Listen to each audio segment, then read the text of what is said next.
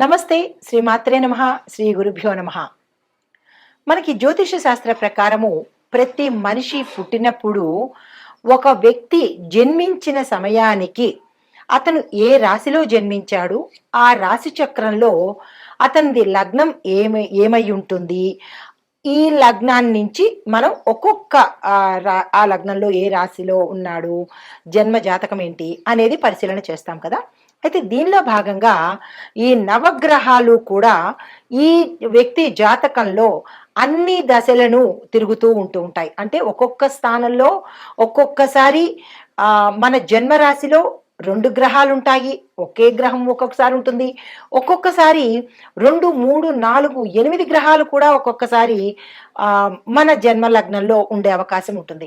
ఇట్లా పరిభ్రమణం చెందుతున్న క్రమంలో ఒక్కొక్కటి కలిసి వచ్చే అవకాశం కూడా కనబడుతూ ఉంటుంది ఒక వ్యక్తి జాతకంలో.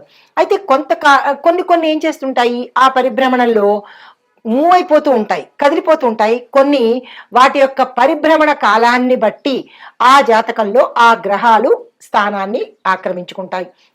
అయితే ఇవి కొంతకాలంగా ఏర్పడి అలాగే ఉండిపోవడాన్ని గ్రహ కూటమి అంటుంటాం అన్నమాట. అయితే ఈ గ్రహ కూటమిలో ఒక్కొక్కసారి 2, 3, 8 కూడా కలిసి ఉంటాయి. అదే కనుక మన జన్మ జాతకంలో మన జన్మ రాశిలో కనుక ఏ గ్రహాలు ఉన్నాయో ఆ గ్రహాల యొక్క ఫలితాన్ని మనం ప్రతి వ్యక్తి అనుభవిస్తూ ఉంటాడు. ఆ సందర్భంలోనే ఇప్పుడు మనం ప్రస్తావించుకునేది ఒక క్రమంలో బుధుడు, రవి ఈ 2 కలిసి మేషాది ద్వాదశ రాశుల వారికి బుధాధిపత్య యోగము, అంటే బుధుడు ఆదిత్యుడు కలిసి రాజయోగాన్ని ఇవ్వబోతున్నారనమాట. అయితే ఈ బుధ ఆదిత్య యోగము ఎలా కలుగుతుంది అంటే, ఈ బుధుడు సూర్యుడు కలిసి కొంతకాలం పాటు ఆ వ్యక్తి యొక్క జాతకంలో కనుక నిలబడి ఉంటే దాన్ని బుధ ఆదిత్య యోగము అంటారు. అయితే జ్యోతిష్య ప్రకారం కనుక మనం చూసినట్టయితే ఈ బుధ ఆదిత్య యోగము అత్యంత యోగప్రదమైనదనమాట. ఈ యోగం కలగడమే మహాయోగము. అయితే ఈ బుధ ఆధిపత్య యోగం మనకి ఒక్కొక్క రాశిలో ఒక్కొక్క రకంగా ఉంటుంది. అయితే బుధుడు దేనికి ప్రతీక? బుధుడు సంపదకు ప్రతీక. ఆదిత్యుడు అంటే రవికి దేనికి ప్రతీక? మనకి ఆరోగ్యానికి ప్రతీక. అంటే ఈ బుధ ఆధిపత్య యోగంలో ఉన్న రాశులకి సంపదకి, ధనానికి, ఐశ్వర్యానికి, ఆరోగ్యానికి లోటు ఉండదన్నమాట.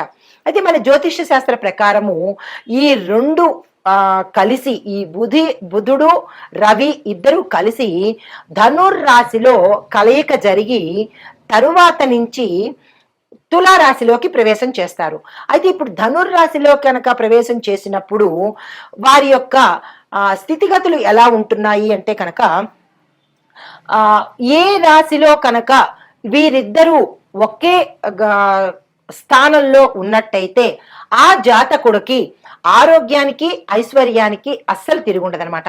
వీరిద్దరూ కొంతకాలం పాటు అంటే 29 రోజుల పాటు ఆ జాతకుడికి వీరిద్దరూ ఆరోగ్యాన్ని, ఐశ్వర్యాన్ని ఇవ్వబోతున్నారు. అయితే ఇంకా కొంచెం కనుక మనం విశ్లేషణ చేసుకున్నట్టయితే, అయితే తర్వాత వీరిద్దరూ కలయిక వల్ల ఏమేమి జరుగుతుంది అంటే కనుక, అసలు ఏ రాశులకు ఎలా ఉండబోతోంది అనే దానికి ప్రధానంగా చూసినట్టయితే, మేషరాశికి, మిథున రాశికి, సింహ రాశికి, వృశ్చిక రాశికి, కుంభరాశికి ఈ 5 రాశుల వాళ్లకు విశేషమైన ఆరోగ్యము, ధనము, ఆయుష్ ఇంకా అన్ని కలిపి ఆయన వీరిద్దరూ కలిసి ఇవ్వబోతున్నారు. అయితే మిగతా రాశుల వాళ్ళకి ఏమి ఇవ్వబోతున్నారు అంటే కనుక, మిగతా రాశుల వాళ్ళకి కూడా వేర్వేరు స్థానాల్లో ఉండి ఇదే సంపదను, ఇదే ఆరోగ్యాన్ని కూడా ఇస్తున్నారు. అంటే వీరు ఎన్నో ఇంట్లో ఉంటే, అంటే వారు ఏ స్థానంలో ఉంటే ఆ ఫలితాలను ఇవ్వబోతున్నారు. కాబట్టి ఏ స్థానంలో వారు ఉన్నారు అనే అంశాన్ని మరింత విపులీకరంగా నేను మీకు, అయితే ఈ బుధ ఆదిత్య యోగము ఈ 5 రాశుల వాళ్ళకి 11 రోజుల పాటు, మిగతా రాసుల వాళ్ళకి 29 రోజుల పాటు, మరికొంతమంది రాసుల వాళ్ళకి 2 రోజుల పాటు ఈ ఫలితాలను ఇవ్వబోతున్నారనమాట. అయితే ముందుగా మనము అసలు అయితే ఈ బుధ ఆదిత్య యోగం వల్ల ఈ నెల 17వ తారీఖు నుంచి 29 వరకు అనగా 12 రోజుల పాటు ఈ బుధుడు రవి ఇద్దరు కలిసి తరువాత తులారాశిలోకి ప్రవేశించబోతున్నారు. అయితే ఈ తులారాశిలో యతి జరగడం వల్ల ఈ బుధాదిత్య యోగానికి విశేషమైన ఫలితాలను ఇస్తున్నారు. దానితో పాటుగా ఈ ఏ అంశాలు ఇందులో ఉండబోతున్నాయి అంటే కనుక వ్యక్తిగతంగా, ఆర్థికంగా ఏవైతే సమస్యలు ఉంటాయో ఆ సమస్యల నుంచి వీరిద్దరూ ఆ జాతకుల్ని బయటపడేస్తారన్నమాట. దీనితో పాటుగా అంటే విముక్తి కలిగజేస్తారు. వ్యక్తిగతంగాను, ఆర్థిక పరంగాను ఏ జాతకుడైతే ఇబ్బంది పడుతున్నాడో బుధ ఆదిత్య యోగం వల్ల వీరిరువురు కలిసి ఆ జాతకుణ్ణి ఆ సమస్యల నుంచి విముక్తి కలగజేస్తాడు. అయితే కొన్ని రాశుల వాళ్ళకి ఎలా ఉండబోతోంది అంటే మిథున, కర్కాటక, కన్య, తుల, ధనస్సు, మకర, కుంభాల వారికి బుధాధిపత్య యోగం వల్ల అంటే ఈ బుధుడు ఆదిత్య యోగం వల్ల కొన్ని సమస్యలను కలగజేస్తున్నాడు. కొంతమందికి విముక్తి కలగజేస్తున్నాడు, కొంతమందికి సమస్యలను సృష్టించేస్తున్నారు. అయితే ఈ సమస్యల నుంచి ఎంత సమయంలో ఈ మిగిలిన రాశుల వారు బయటపడతారు అనే అంశాన్ని మరింత వివరంగా ప్రేక్షకులకు సందేహం లేకుండా నిదానంగా చెప్తాను, గ్రహించుకోండి. అయితే ఈ బుధుడు కుంభరాశిలో సంచరించడం వల్ల ఈ బుధుడు రవి ఇద్దరూ కలిసి తులాలో ప్రవేశిస్తున్నారు, అలాగే కుంభంలో సంచరిస్తున్నారు. ఈ సంచారం వల్ల ఏ ఏ రంగాల వాళ్ళకి ఎలాంటి ఫలితాలు ఇవ్వబోతున్నారు అనే అంశాన్ని చాలా విపులీకరంగా ప్రేక్షకులకు అర్థమయ్యే రీతిలో చెప్తాను. అయితే బుధగ్రహము బుద్ధిని ఇస్తుంది, ధనస్సు అంటే డబ్బుని ఇస్తుంది. దానితో పాటుగా ఎవరెవరికి ఉపయోగము అంటే వ్యాపారం చేసుకునే వాళ్ళకి, కమ్యూనికేషన్ డిపార్ట్మెంట్లో ఉండే వాళ్ళకి, విద్య, లాజిక్, టెక్నాలజీ, వాణిజ్యము, పారిశ్రామికము రంగాలలో ఉండేవారికి చాలా అత్యంత ప్రభావితంగా విశేషమైన యోగాలను ఈ రంగాల్లో ఉండే వాళ్ళకి బుధుడు ఆదిత్యుడు ఇద్దరు ఇవ్వబోతున్నారు.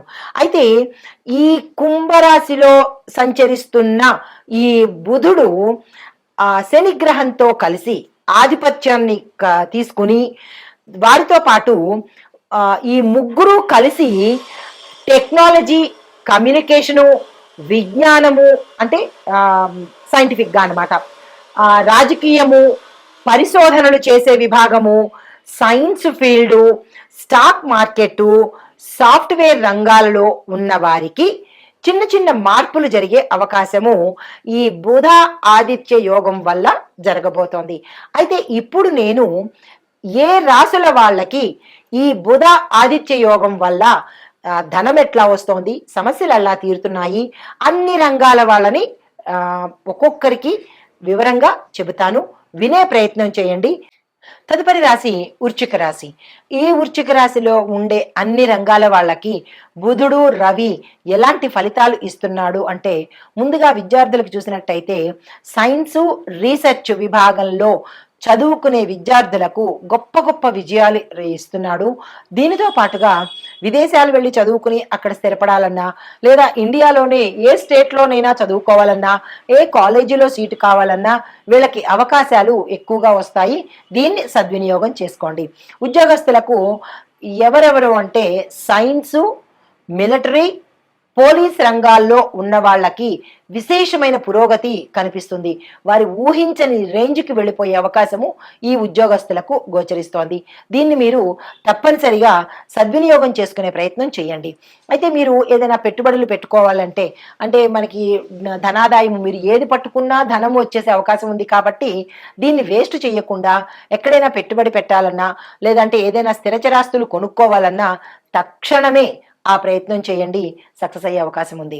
తర్వాత వ్యాపారస్తులకు అంటే వ్యాపారంలో ఏ ఏ వ్యాపారస్తులకు విశేషంగా కలిసి రాబోతోంది అంటే కనుక ఫార్మసీ వాళ్ళకి, రీసెర్చ్ సంబంధించినటువంటి వ్యాపారం చేసే వాళ్ళకి, మైనింగ్ వ్యాపారస్తులకు విశేషమైన లాభాలను ఇవ్వబోతున్నారు ఈ రవి బుధులు అనమాట.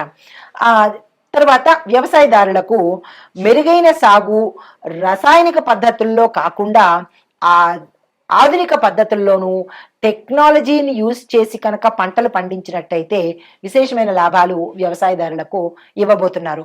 అయితే మరొక విశేషం ఏంటంటే ఇక్కడ వ్యవసాయదారులకు మీరు కనుక తప్పనిసరిగా గోమాతకు ఈ సమయంలో ప్రతిరోజు కూడా పచ్చని గ్రాసాన్ని కనుక తినిపించినట్టయితే ప్రకృతి పరంగా కానీ లేదా ఆర్థిక పరంగా కానీ ఏ మాత్రం చిన్న చిన్న ఒడిదుడుకులు ఉన్నా కానీ తీరిపోయే పరిస్థితి కనబడుతుంది. అసలు మీకు ఆర్థిక పరమైన ఒత్తిడే ఉండదు, ఆ లోటే ఉండదు ఈ సమయంలో. అయినప్పటికీ కొంతమందికి జాతకరీత్యా ఏమైనా చిన్న చిన్న ఉంటే కనుక అవి కూడా తొలగిపోయే అవకాశము కనబడుతోంది. ఆ ప్రక్రియ తప్పనిసరిగా చేసుకోండి.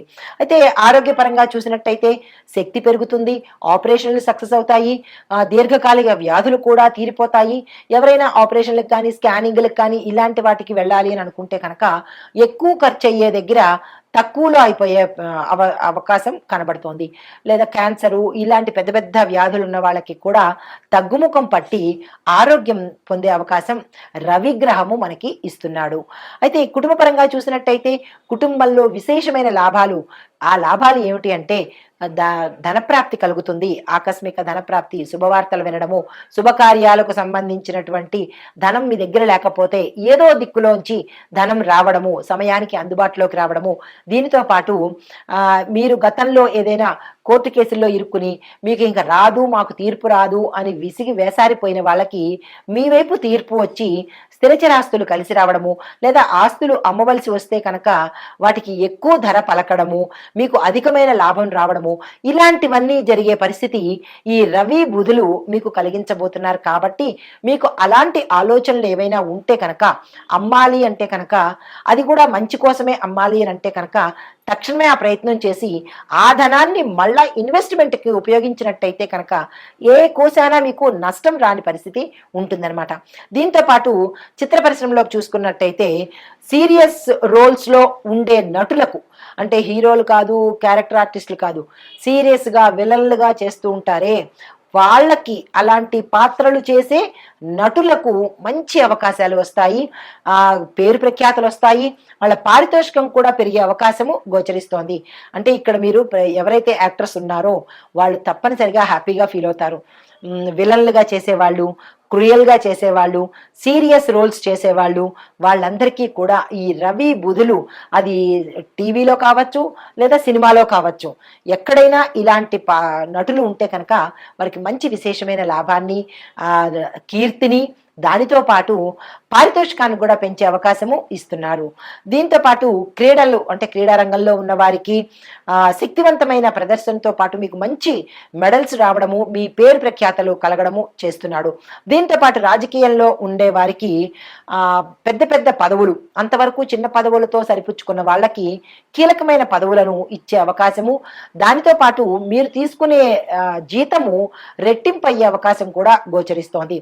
అయితే ఇన్ని అనుకూలమైన ఫలితాలతో పాటు మరి ప్రతికూలమైన ఫలితాలు కూడా ఉంటాయి కదా. అవి ఏంటంటే తీవ్రమైన భావోద్వేగాలకు లోనైపోయి మీకు కోపం ఎక్కువైపోతుంది. ఎప్పుడైతే కోపం ఎక్కువైందో ఆ కోపం ఎలా అయిపోతుందంటే మీకు వచ్చిన ఘనత కానీ, ధనం కానీ, ఆరోగ్యం కానీ మళ్ళా తగ్గిపోయే పరిస్థితి వస్తుంది. చిన్న ఉదాహరణ చెప్తాను.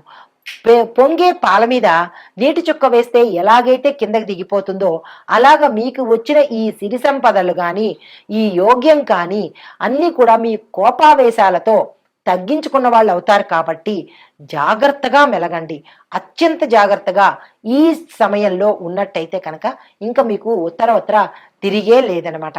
దీనికి మనం కృతజ్ఞతగా మనం ఏం చేయాలి అంటే కనుక హనుమాన్ చాలీసాని పఠిస్తూ బుధుడికి సంబంధించి రవికి సంబంధించినటువంటి దాన ధర్మాలు కానీ లేదా అంటే పూజలు హోమాలు కానీ చేసుకుని మరింత విశేషమైన ఫలితాన్ని పొందాలని కోరుకుంటూ నమస్తే.